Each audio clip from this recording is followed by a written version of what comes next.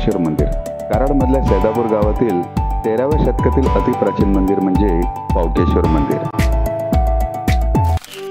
गावाकडची पहाट म्हणजे किड्यांची किरकिर आणि पक्ष्यांचा किलबिलाट।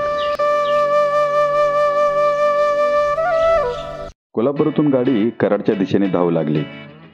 पावकेश्वर मंदिर कोल्हापूरवरून 75 किलोमीटरच्या अंतरावर कराडमधील सैदापूर येथे असलेले अतिप्राचीन मंदिर। सैदापुराची एज्युकेशन हब म्हणून ओळख आहे बरं का। Engineering, pharmacy, ITI, technical college, CBSE board convent school अशा अनेक संस्था येथे कार्यरत आहेत।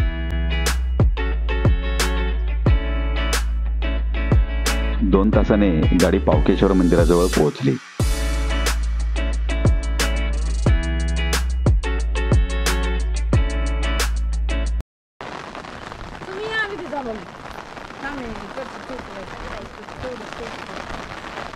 नेमका मित्रांनो पाऊस सुरू झाला, आम्ही मंदिराजवळ पोहोचलो आणि पाऊस सुरू झाला। कराडात गरम लागत होतं, ऊन सुद्धा होतं, पण इथे आलो आणि आम्हाला पावसाने अभिषेक घातलाय।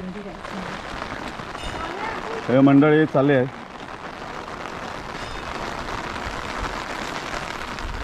पाऊसच पाऊस।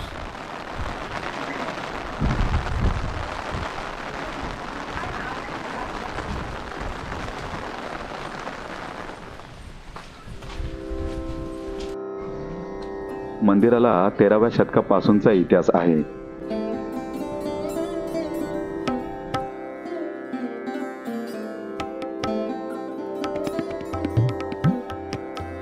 मंदिराचा दरवाजा एखाद्या राजवाड्याच्या दरवाजासारखा आहे, त्याला कारणही तसेच आहे।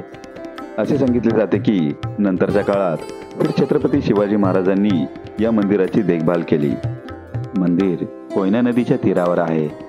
येथून 4 किलोमीटरच्या अंतरावर कृष्णा कोयने नदीचा संगम आहे। 17व्या शतकात छत्रपती शाहू महाराज म्हणजे छत्रपती संभाजी राजे यांचे चिरंजीव यांच्याकडून इनाम मिळाल्याचे म्हटले जाते। तसेच कराड प्रांताचे पंतप्रतिनिधी घराण्याचे हे श्रद्धास्थान होते। नमस्कार मित्रांनो, तुमचं पुन्हा एकदा एका नवीन व्हिडिओमध्ये स्वागत। आपण आलो आहोत कराड रेल्वे स्टेशनपासून 5 किलोमीटरच्या अंतरावर, तसेच कराड ST डेपोपासून 4 किलोमीटरच्या अंतरावर पावकेश्वर मंदिराजवळ। आणि आपल्यासोबत आज हे मंडळी आहेत आणि ही आमची सानू।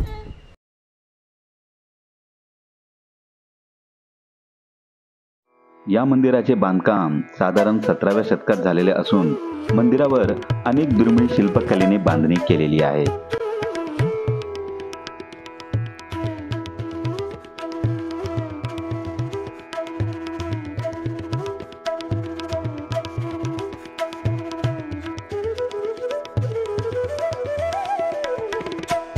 या मंदिराचे एक खास वैशिष्ट्य असे की शिवलिंगावर ओतलेले पाणी हे बहुतांश मंदिरामध्ये गोमुखातून बाहेर जाते, पण हे मंदिर याला मात्र अपवाद आहे।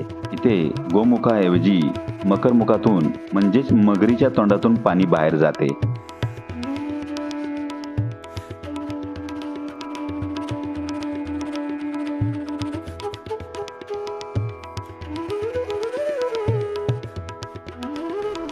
या शिवलिंगाच्या आकारावरून हे शिवलिंग 13व्या शतकातील असावे असे सांगता येते।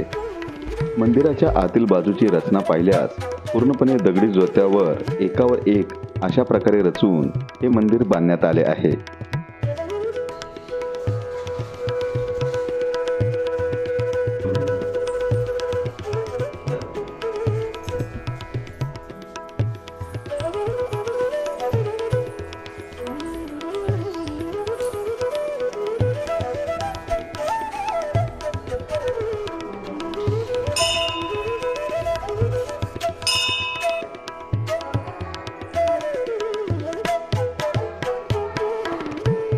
आपण आहोत आता मंदिराच्या गाभाऱ्यात। मंदिराची हाईट कमी आहे आणि पूर्ण आवाज घुमतोय माझा। आणि इथं छोटं ओम नमः शिवाय म्हणून मंत्र लावलाय टेपवर। आणि हे मंदिर असं थरावर थर लावल्यासारखं त्याचा वरचा भाग आहे। ते बाजूला 4 खांब आहेत आणि 4 खांबांच्या मागे 4 भिंती आहेत, या स्वरूपाचं असं स्ट्रक्चर आहे ते.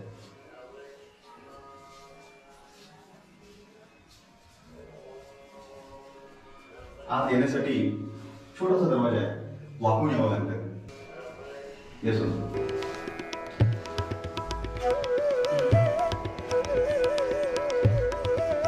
बाहेर आल्यावर आपल्याला दगडातली गणपतीची मूर्ती आढळते. तसेच अर्ध्या स्वरूपाचा पाटा आणि त्यावर वरवंटा आढळतो. बहुतेक या इतिहासाच्या खुणा असाव्यात. मंदिर उभे 7 खांब व आडवे 3 खांब यावरती उभे आहे.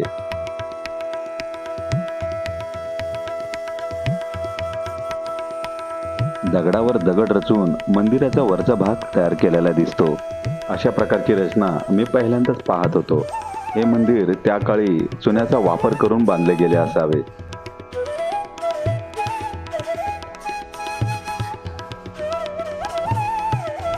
मंदिराच्या समोरील नंदी आणि त्याची एकूण रचना पाहता हा नंदी प्राचीन असल्याचा साक्ष देतो.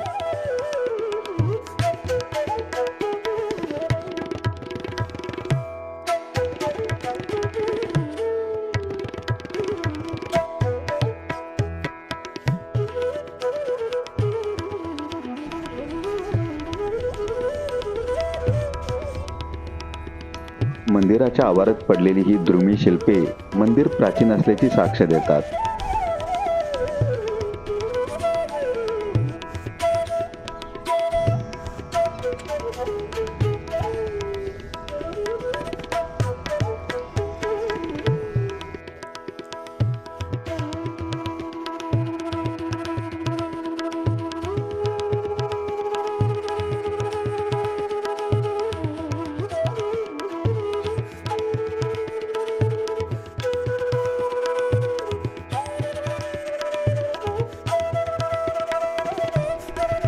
परकीय आक्रमणाच्या काळात या मंदिरावर अनेकदा हल्ले झाले. अशा खुणा स्पष्टच मंदिरावर दिसून येतात.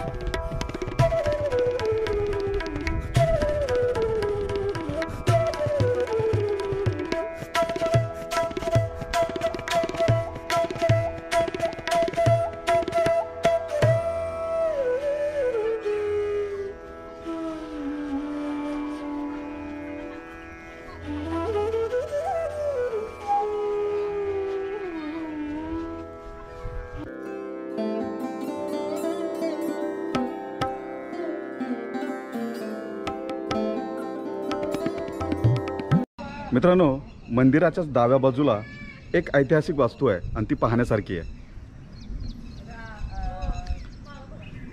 ती आहे सदर वास्तूला मळग्या असे म्हटले जात असे.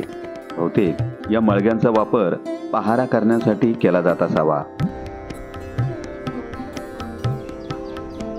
आणि या मंदिराच्या मागे ही कृष्णा नदी आहे.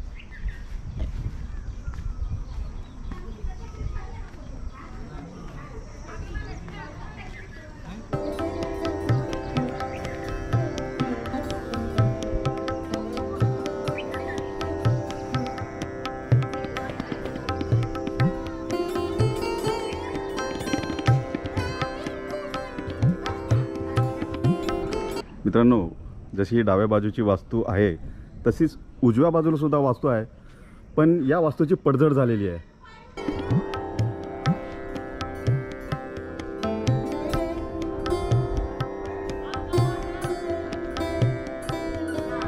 मित्रांनो, मंदिराच्या वर सिंह, नंदी याच्या मूर्त्या आहेत आणि वर अनेक देवतांच्या मूर्त्या सुद्धा आहेत.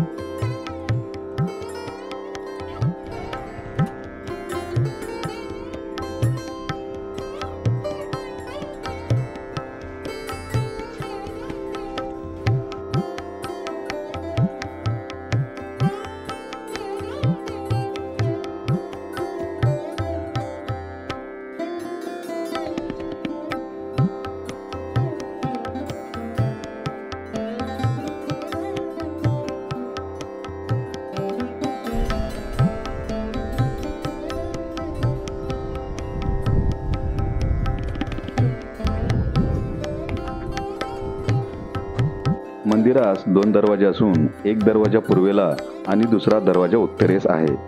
हा पूर्व दिशेचा दरवाजा. मित्रांनो, मंदिराच्या आत आल्यानंतर डाव्या बाजूला हा दुसरा दरवाजा आहे. मंदिराच्या दरवाजाची रचना एखाद्या किल्ल्याच्या दरवाजाप्रमाणे आहे. आत आल्यावर आपल्याला ह्या देवडी टाईप दिसतंय.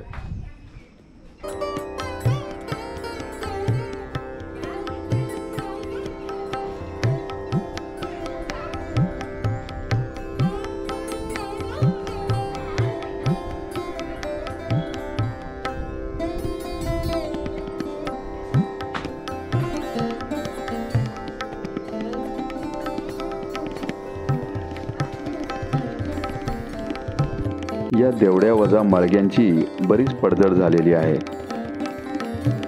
मित्रांनो, मंदिराच्याच मागे इथे खाली पिंड आहे ती समोर.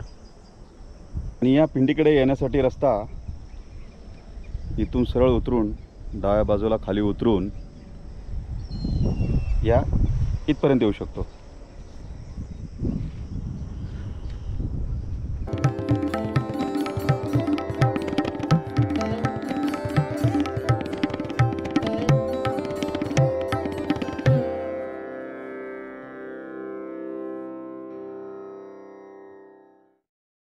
मित्रांनो, मंदिराच्या बाहेरच सुरुवातीलाच आपल्याला दीपस्तंभ दिसतो.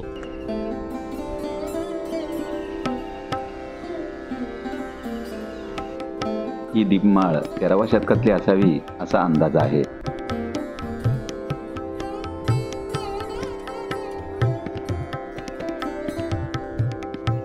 मित्रांनो, मंदिराचं जे बाहेरचं कंपाऊंड आहे ते बारीक विटांनी बांधलेलं आहे.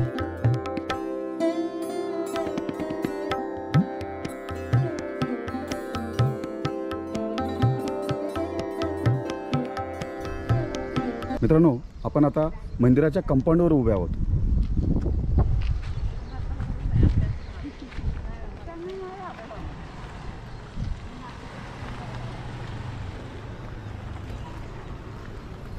हा मंदिराचा पहिला दरवाजा आहे आणि तो दुसरा दरवाजा.